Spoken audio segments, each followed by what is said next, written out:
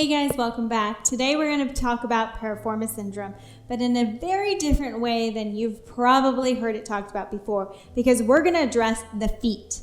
Now here's the thing with piriformis syndrome. All the time we want to focus on the pain problem.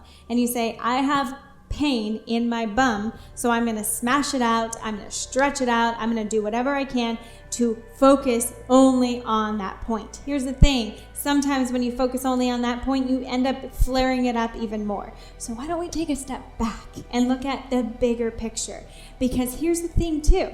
Based on how you're standing, if one foot is falling in more, look at what happens to my hip. It automatically comes forward and it ends up putting a lot more pressure. So if I'm naturally, obviously I'm exaggerating, but if your foot was to fall forward or in toward pronation more than the other one, and you end up rotating in your hips, standing like this all day, walking like that, and going into these different positions all throughout the day where you have more pressure on one side more than the other, it can cause this rotation and it can cause that irritation into that piriformis. So instead of smashing into an area that's already irritated, what if we try to pull back and take pressure off of that area by addressing the cause, which could be the feet? Now, if you're not sure which one you stand on, you can start by just kind of closing your eyes and feeling it out. Where do you feel the weight in your feet? Do you feel it more on the inside? Do you feel it more on the outside? Do you feel it more on one foot more than the other? Is the foot that you're feeling more on the inside related to the same side of pain? Could be. Might not be, but it could be. So why don't we just start addressing how to move from the feet, even if you don't have to pick one side or the other. So we're going to just start by having our feet directly underneath our hips, and you're just going to start to rotate.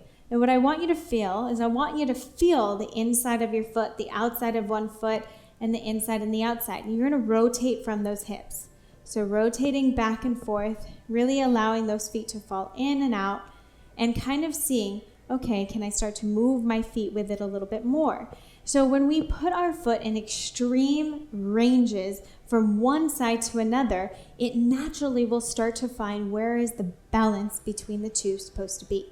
So really allowing your body to bounce back and forth between two extremes allows you to naturally find a little bit more balance in between. Now we can do the same thing with a single leg. So with a single leg, standing on one foot, you're going to start to find, I'm going to put all the pressure on this left, and I'm going to allow it to come in. It's okay, the knee's going to fall in right now. You're not carrying any extra load. And then you're going to rotate and allow that foot to supinate and pull up. Allow the foot to pronate and fall in. Allow the foot to supinate and come up. Pronate, down, supinate, pull up. So not a lot of weight is coming around on the stabilizing one. It's really all staying on that standing one, really pulling into a sharp supination, really falling and relaxing into pronation. So try that on both feet. Again, when we take our foot into extremes and we teach the body and the nervous system how to go into both areas, it will naturally start to find where the balance is on its own without having to force it. So really cool way to start to increase that awareness. Now, if we just want to start to increase the strength of that arch, what we're going to do is start to take that foot. You can do this sitting, okay? And you're going to try to think of drawing the ball of the foot closer to the heel.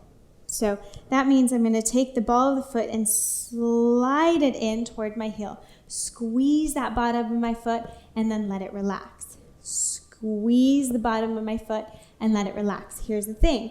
My toes are not scrunching. So it's not a toe scrunch. It's actually just from the ball of my foot. Ball of the foot, pulling. You notice that my toes actually stay out straight and then it relaxes. Again, pulls it in and relaxes, pulls it in and relaxes. If you want to increase how that is, you can start to stand on a single leg. So pull it in, hold it, see if you can stand, see if you can extend, see if you can do other things, standing on that supported foot in that supported arch. Think about that when you're going to do squats. Think about that when you're going to load the foot. See how you can turn it on, increase that strength, and increase that awareness so that hopefully we start to drive up the chain and release the pressure at the piriformis.